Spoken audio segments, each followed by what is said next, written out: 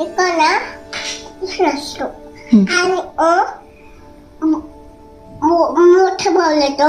मग मोठा भाऊचा हातात बसतो आणि मग खेळता खेळता तोंडात माती टाकतो. कोण तोंडात माती टाकतं? कृष्ण. कृष्ण. हा. मला हे बघ कृष्ण काय करतो. तिने आपल्या तोंडात माती टाकल्या.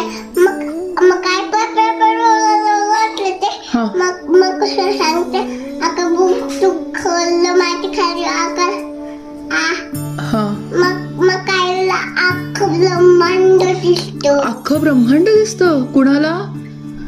आईला. आईला. कुणाची आई? कृष्णाची.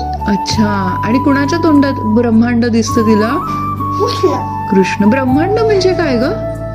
ब्रह्मांड म्हणणं पृथ्वी आणि चंद्र.